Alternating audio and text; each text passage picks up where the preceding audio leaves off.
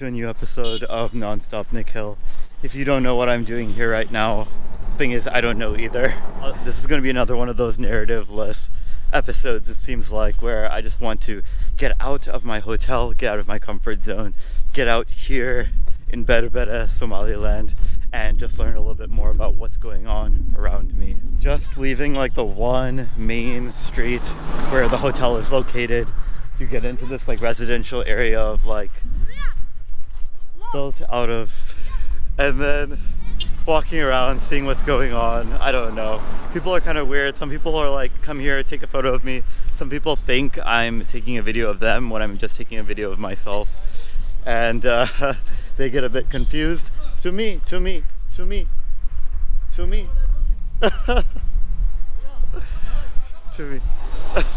It's crazy. I don't know. I try to communicate to them that أنا بصور نفسي, but still, I don't know. Passing by one of these like traffic circles here in Berbera, and the thing is, like, people are making like a range of comments at me when I walk by. Some of them I can understand in part, some of them I definitely cannot. Some of them I can just tell through the gestures or the body language what they're trying to say. Some people just like very, very quickly like say YouTuber, like under their breath, like YouTuber, something like that. That one I understand, but they don't like follow up with anything else, so I don't have any idea what they're actually getting at or if they want to talk or whatever it is. Some people will pose, some people like to enjoy themselves. I don't know. It's like all these like school kids are getting out and they're also so curious. I have no idea what they're saying, but still such a interesting experience. I don't know.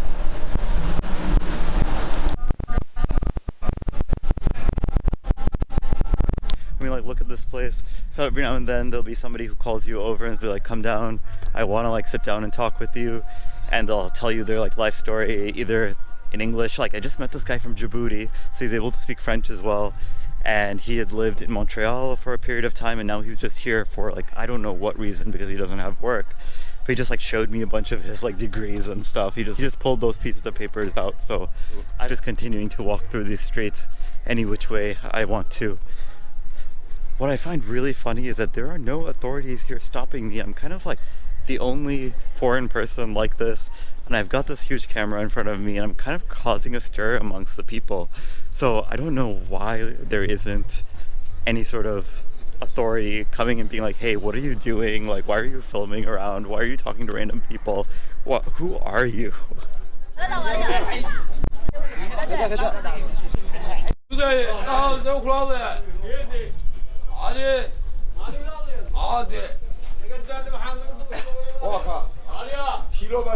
didn't vlog that much today.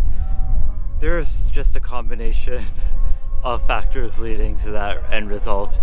The one thing is that I just didn't do much, and that's because there's not a lot to do here. It's a pretty small town, just from what you saw yesterday. It's a lot more of that when you head to other parts of the city as well. It's a lot of residential areas, a lot of people who want to be photographed, a lot of people who don't want to be photographed, and they're all in close proximity to one another. So it makes it really, really tough to go out and vlog. But it is evening prayer time. It is Maghrib time. So I'm just out here on the roof again after having taken another stroll. And I think I can also tell you that I am officially homesick. It's not that I expected that this would never happen. Obviously, it's very unnatural to not be in one place that you can call home for this long. And it's also very unnatural to be in so many places that you are just culturally not attuned to for this long. I do feel alienated a bit here during my time in the Horn of Africa. One factor being the fact that I got my phone stolen, another factor being that I got sick, and then just not knowing the language, not knowing how to read people, not knowing the culture, not knowing anyone here before I got here. All these factors definitely play a role, and they compound on one another. And then over time, it just creates that effect that you feel like you're in a bubble all alone. And you know, that's definitely not true. It's not like that. A lot of the people here are great. Everyone keeps telling me about how safe it is here. It's just really hard to find people who are peers, and peers that you can then sit down with and have a coffee with, you know, spend some time with, and feel like they're genuine people looking to make a genuine connection with you while you're alone on the road, moving from place to place, and without that sense of community. That said, literally nobody comes to the Horn of Africa looking for comforts, looking for their comfort zone. They come here looking for new, undiscovered, off the beaten path experiences, and that's kind of exactly what I'm getting here. Just the fact that I feel homesick, that's like not something I've definitely felt while traveling, while I've been on the road. I mean, I've never really traveled for this long before either, but at the same time, just that yearning for somewhere where you feel known is a new and kind of nice experience in and of itself. Like, how many people really feel that in their lifetime? How many people really feel that they want to go back home? Just leaving my comfort zone to that extent is quite amazing. The great thing about traveling solo and getting to feel homesick is that after you enjoy all your travels, you have something else to look forward to at the end of it. There's that, pot of gold at the end of the rainbow, and that is getting home. That's like almost like another piece of travel all in of itself. So with that, the sun is just about gone down. People are finishing up their prayers downstairs, and I'm gonna say good evening, good night, take care. Thank you for checking out another episode or even just a couple of minutes of Nonstop Nick Hill. Bye everyone.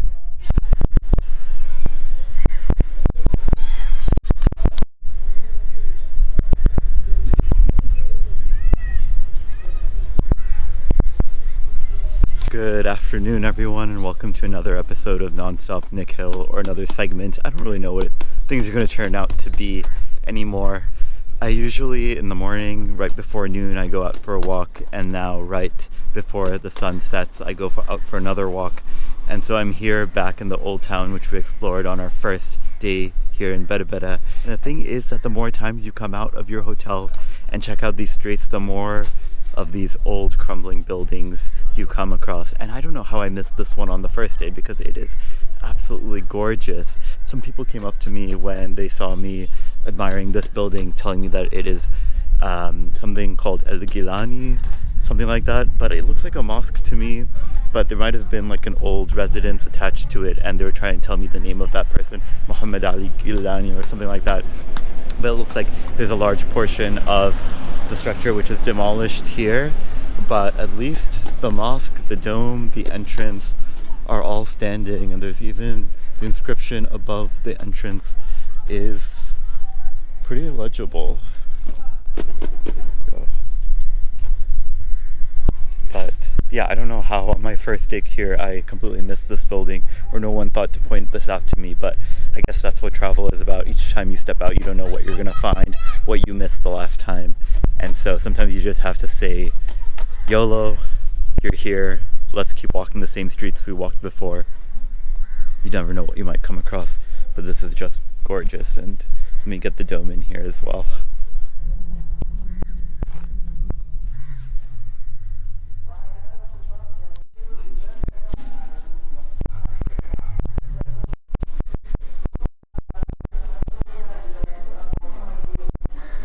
Anywhere else in the world, a neighborhood like this could drive so much investment, so much renovation as part of a UNESCO World Heritage Site or the like. However, that's not happening here in Somalia. It's not happening in Somaliland, especially because Somaliland isn't even a recognized state, let alone a part of the UN. And so when you're here in Somaliland, you get a sense of what the world would be like if there were no institutions, if there was no international community. So you have no UN here, you have really like no international community donating or providing humanitarian assistance, because they're not dealing with any Somaliland government. You've got a lot of NGOs here, yes, and if you enter some areas of Hargeisa, it's just office of NGO after offices of NGOs, and they're all represented here. However, you don't have any dealings with actual government entities, agencies, organizations here on the ground in Somaliland.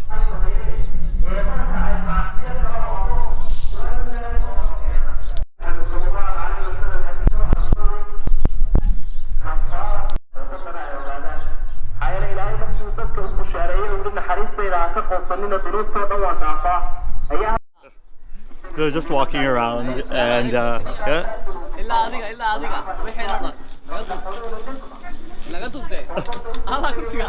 I don't understand Somali.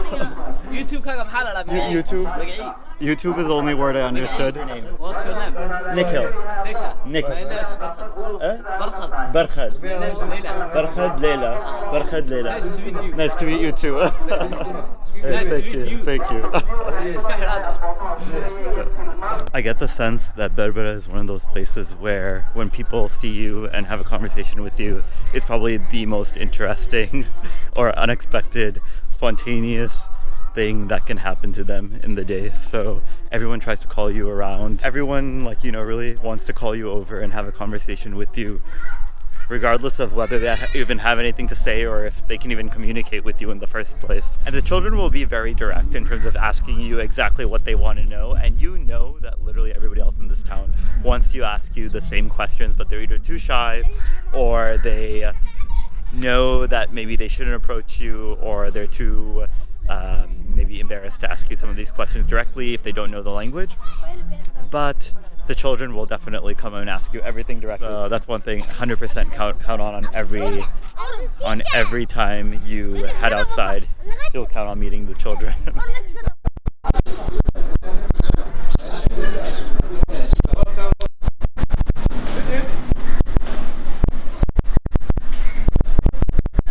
Everyone just has such an interesting personality, interesting tics, interesting like things to say, an interesting like story, or just a way that they tend to approach you and where that they tend to take that conversation.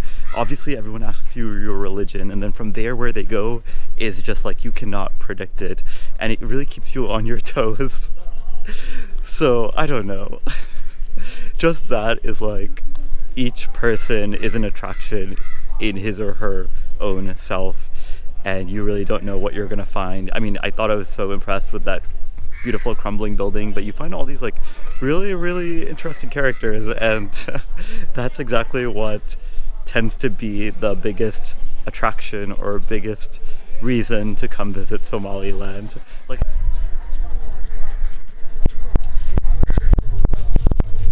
everyone keeps telling me how good the fish is here in Berbera, but the thing is, like, I've never tried it ever since I got sick towards the end of my trip in Ethiopia, and then in Hargeisa I've like completely lost my appetite to the point that I'm like eating fish or eating like just any big piece of meat here just really doesn't seem very appealing. I've mostly been sticking to as much vegetarian food as I can, which for me is very strange, but it's just the strange things that being sick does to your appetite. My favorite moments talking to people here is when you can translate stares into a smile.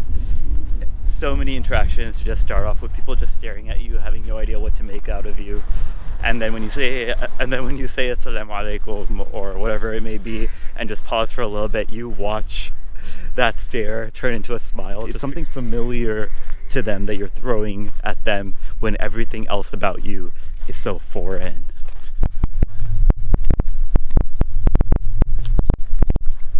Towns like Berbera just completely pique my curiosity, just because you don't know what's the next street over. You don't know what's going to happen if you take a left turn or a right turn, because there's nothing really on Google Maps here in much detail about, you know, what you're going to find. Chances are pretty much anything you find is going to be not like what you have back at home. Looks like behind me you've got some new construction comprising mostly of some nice villas. I believe it's fairly recently that the Emirates actually took control of the port here, after I think the US and then Russia and other powers might have just given up on it.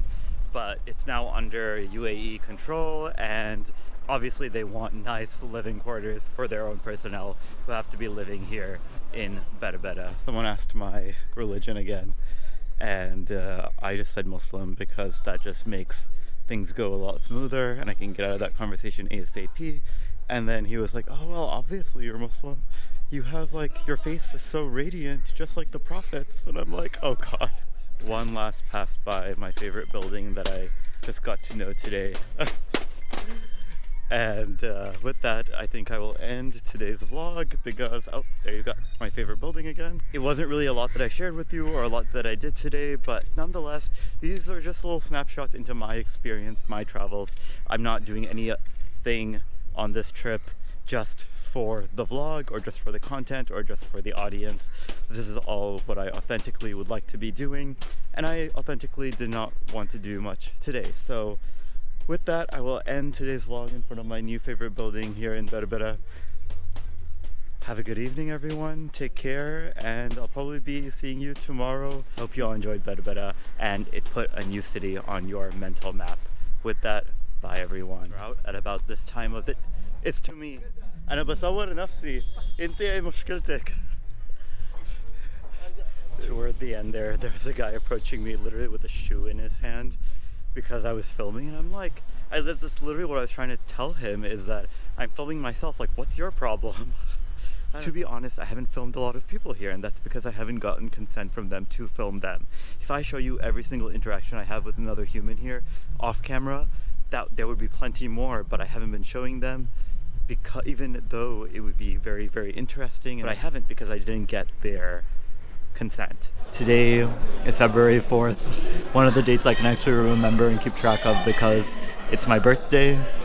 But don't get all excited. I mean, I'm not particularly excited myself, but there isn't a lot going on for my birthday because I'm actually going to be transiting between two countries today. I'm currently at the Hargeisa Igal International Airport. Just went through security, and I'm just waiting here at the gate for my flight to Jeddah, Saudi Arabia. Now this next leg of my journey is particularly momentous, not only because I'm starting it on my birthday, but because it's the first time I'm going to be leaving the continent of Africa ever since I started my journey in Tunisia. And so I know I didn't create much content here in Somaliland when compared to many of the other destinations I've been to on this trip. However, I'm sure you can understand why that would be. But nonetheless, I hope that you had a glimpse, maybe even multiple glimpses into different ways of life here in Somaliland, and just even recognizing that Somaliland even exists. I know Somalia, let alone Somaliland, is not a destination that a lot of us think about when we think about traveling the world, or even traveling the Horn of Africa. So I wanted to make sure that I included it in my itinerary, given the fact that most people don't even know that this country exists and that it is existing here despite being completely cordoned off and ignored by the international community.